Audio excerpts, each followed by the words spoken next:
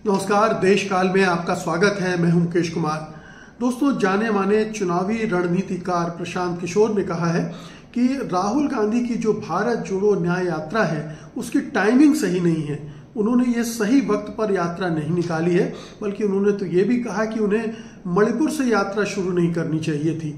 इसके अलावा भी उन्होंने भारत जोड़ो यात्रा को लेकर कई चीजें कही हैं। लेकिन सवाल ये उठता है कि क्या राहुल गांधी की यात्रा की टाइमिंग को लेकर जो सवाल किए जा रहे हैं क्या सही है?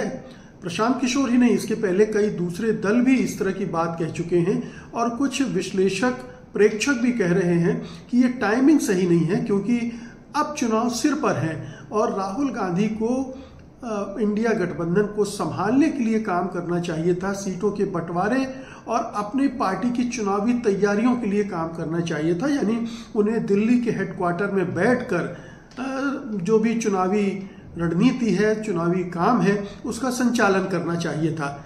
लेकिन क्या एक यही वजह है जो राहुल गांधी की यात्रा को लेकर प्रश्न चिन्ह उठाए जा रहे हैं, या कोई दूसरी वजह भी है इसके पीछे जिसको लेकर बहुत सारे दल परेशान हैं?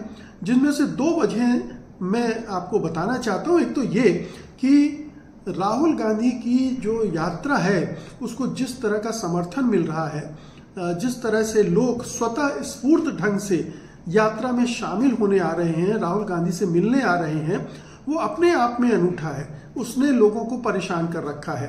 पहले असम में परेशानी हुई, मणिपुर में परेशानी हुई और अब बंगाल की मुख्यमंत्री ममता बनर्जी भी जिस तरह के तीखे तेवर दिखला रही हैं, उससे भी दिख रहा है कि वो इस यात्रा से परेशान हैं, हिले हुए हैं।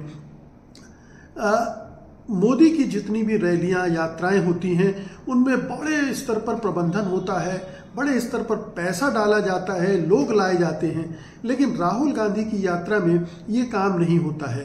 अब देखिए कि केरल से कन्याकुमारी से लेकर कश्मीर तक की जो उनकी यात्रा थी, पूरी इतनी लंबी यात्रा, तकरीबन 2-2.5 हज़ार किलोमीटर की, उसमें कुल खर्च 71 करोड़ रुपए आया था, जो कि कुछ भी नहीं है। और ये जो दूसरी यात्रा चल रही है उसमें भी इसी तरह का खर्च आ सकता है।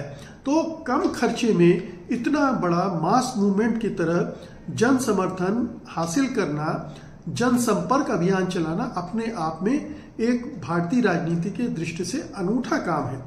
और उसकी सफलता से बहुत सारे राजनीतिक दल और नेता विचलित हैं। उनमें से एक नीतीश कुमार हैं, उनकी पार्टी है, जो कि उनके प्रवक्ता कह चुके हैं कि राहुल गांधी को अपनी यात्रा बंद कर देनी चाहिए। अब जैसे ही बंगाल में ये यात्रा ने प्रवेश किया है तो ममता बनर्जी भी महसूस कर रही हैं कि इस यात्रा का इम्पैक्ट हो सकता है चुनाव में। तो राहुल गांधी की यात्रा जैसे जैसे दूसरे राज्यों में जाएगी और जहां भी असुरक्षित महसूस करते हैं नेता और दल राहुल गांधी से और कांग्रेस से, वो निश्चित रूप से उस पर अटैक करेंगे या उस पर सवाल खड़े किएंगे। तो एक पक्ष ये भी है। एक पक्ष ये है कि उन्हें पूरी पार्टी का संचालन करना चाहिए था। लेकिन सवाल ये उठता है कि कांग्रेस बहुत बड़ी पार्टी है।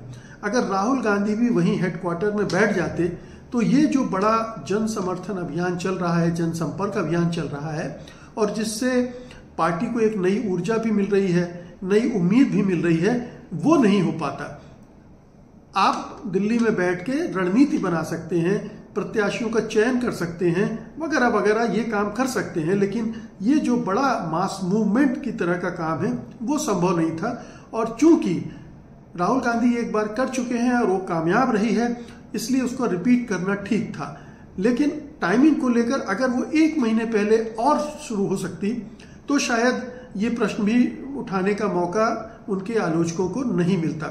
लेकिन ये प्रश्न उनको उठाया जा रहा है।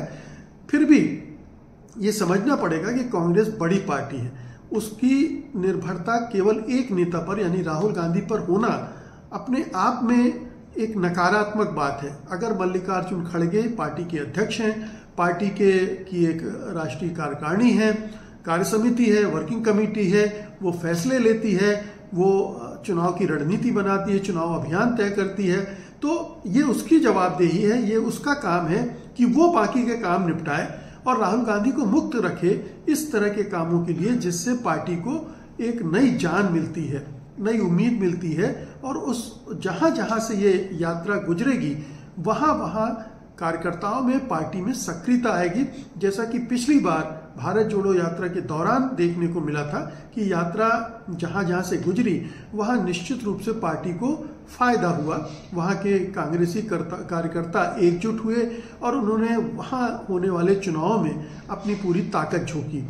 बेशक मध्य प्रदेश में उसका नतीजा नहीं दिखा, लेकिन मध्य प्रदेश में जो भी वोट मिले उसमें राहुल गांधी का शेयर नहीं रहा होगा, ये कहना गलत होगा, क्योंकि एक खास इलाके में से ही गुजरे थे। पूरे मध्य प्रदेश में तो वो गए भी नहीं थे, लेकिन कर्नाटक में उसका असर दिखा और हिमाचल में उसका असर दिखा, और अब दूसरे राज्यों में जब वो गुजरेंगे अभी तो शायद उसमें भी असर मिलेगा और उसका फायदा न केवल कांग्रेस को मिलेगा बल्कि कांग्रेस के साथ जो दल मिलकर चुनाव लड़ेंगे उनको भी फायदा होगा।